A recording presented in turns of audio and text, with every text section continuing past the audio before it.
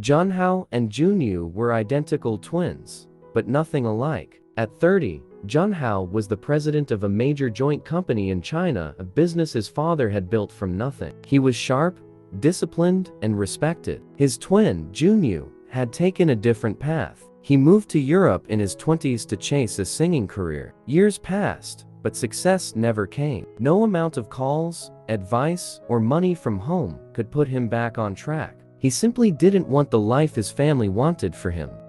Then came the accident. Junhao's car was found wrecked at the bottom of a hill, and the media was quick to call it suspicious. His father, now old and frail, feared everything he worked for would collapse. Investors were already panicking, rumors were spreading, and Junhao, though alive, was in a private hospital unconscious, hidden from the public. Desperate, the father called Junyu. At first, Junyu resisted, but in the end, he agreed. He returned to China quietly and stepped into his brother's role. No one questioned it. The face was the same, the name unchanged. Only the family knew the truth. Junyu visited his brother in the hospital. The room was quiet except for the sound of the machines. Seeing Junhao lying pale and unconscious, Junyu felt the weight of responsibility. He sat by his side, held his hand, and promised to protect the company and the family name until he woke up. For the first time, he truly accepted the burden his brother carried. That evening, the mansion felt unusually quiet for Junyu, the weight of his father's request pressing down on him. In the living room with him was Lena, his brother's fiancée. She sat gracefully, but her eyes carried unease. Junyu sat beside her and spoke seriously. From that night on, he would be living there. Not because he wanted to, but because it was the only way to keep suspicions away. To the outside world, nothing had changed. The engagement remained. The household stood as it was. Li Na was stunned. Living together meant carrying on the lie every single day. But Junyu went on, his voice steady. He told her that he believed the accident was no accident at all. It was planned, most likely by his brother's own business partners, men who wanted to see him gone and the company in their hands. If the truth came out now, everything would collapse. Until Junhao woke up, until the investigation was complete, they had no choice but to continue pretending. Lena sat in silence, her mind racing. It was a dangerous secret, one that demanded everything from her. Finally, she gave a small, reluctant nod. She would do it, not for herself, and not even for Junyu, but for the man lying unconscious in the hospital bed. Junyu began working at the company the day after he visited his brother in the hospital. At first, he tried to copy Junhao's cold and serious style, but it didn't last long. His true personality showed through. Like Junhao, Junyu was friendly and playful. He helped a nervous intern pick up dropped papers, joked with workers in the elevator, and even joined the staff in the cafeteria instead of eating alone in the executive suite. Employees were surprised, but also happy. Many smiled at him, something they had never done with Junhao. Soon, gossip started spreading. Some said the accident must have changed the president's personality, making him warmer and approachable. Others, especially in the boardroom, grew suspicious. Days passed. Junhao's personal assistant had been watching closely. Something about his boss felt off, too different from the man he had always known. After a while, the PA put the pieces together and suspected it was Junhao's twin in disguise. One afternoon, he walked into the office with quiet determination and faced Junyu. His words carried no hesitation. He already knew this wasn't Junhao. Junyu tried to brush it off, but the PA revealed something that caught his attention.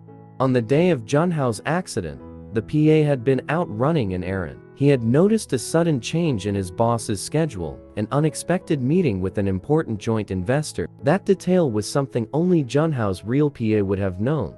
With the truth pressing in, Junyu realized there was no more use hiding. He admitted he was Junhao's twin and explained the disguise. The personal assistant listened carefully, then reminded him that secrecy was the only way forward if they wanted to protect the company and the family name. In that quiet office, the two of them reached an understanding. A secret pact was made, and from that day on, Junyu and the PA worked together, bound by the truth no one else could know.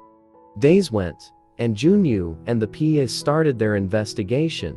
Meanwhile, living under the same roof, Lee Na found herself facing a quiet storm inside her heart. At first, she thought it was only pity for Junyu. He was carrying a heavy burden, hiding behind his brother's name, protecting everything alone. But as the days turned into nights, she began to notice the little things that set him apart from Junhao. Junyu carried himself differently. His words were softer, his humor more subtle, his gaze warmer. He looked at her as if she was not just Junhao's fiancée, but Lee Na, a woman seen for herself. The feeling unsettled her, yet she could not deny it. Junyu, on the other hand, tried to bury his emotions deep. He told himself he was only here to protect the family name and the company. But every time Lee Na smiled or brushed past him in the hallways, his heart betrayed him. It grew heavier with something he did not want to name. The accident that had left Junhao in the hospital carried shadows too deep to be ignored. Records, movements, and whispers pointed to one unsettling truth. Someone inside the joint venture had wanted Junhao out of the way. Days continued to pass, and the investigation began to take shape. Slowly, a pattern formed, and one name kept surfacing. Member of the joint board, Mr. Shen, a man ambitious enough to risk everything for control. Junyu grew colder each time the evidence pointed back to him. The accident had not been fate. It had been designed, and Junhao had been the target. Junyu decided to look more closely at Mr. Shen, monitor him, and if he finds out that he was responsible for his twin brother's accident, he will surely pay.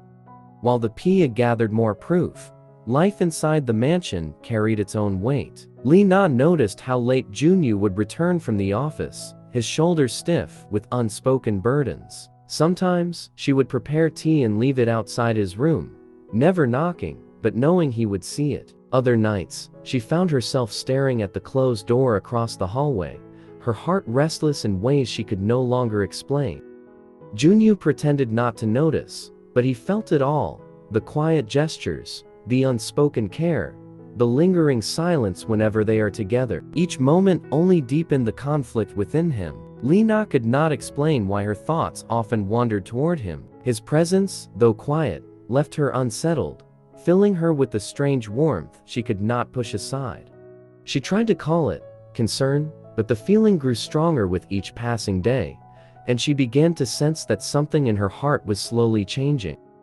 Junyu, on the other hand, found himself trapped in thoughts he wished he didn't have. Sometimes, when he saw her kindness, he thought his brother was truly fortunate to have such a thoughtful fiancée. A part of him admitted he liked her, but he quickly buried the thought, convincing himself it was only because she belonged to Junhao, and that was where it had to end. Then, one morning, a call came from the hospital. Junhao had opened his eyes. Junyu answered with a voice still heavy from sleep, but within seconds, his entire body stiffened. Junhao was awake. He had wanted this moment for so long, yet now that it was here, the weight of everything pressed down on him. Junyu and Lena entered the private ward. His father, Seo Ji-ho, was already with Junhao. Junhao was weak but conscious, his eyes sharp even in frailty. For a moment, he simply stared at his twin dressed in his clothes, carrying his identity, standing where he should have been. Silence filled the room. Lena's breath caught. She took a step forward but stopped, unsure if she should go to him or stay where she was. Junhao was still trying to comprehend what was happening. His voice was hoarse but steady. His first words were not of gratitude or relief. They were cold, heavy, and direct. He demanded to know why his brother was in his place, living his life, and standing beside his fiancée.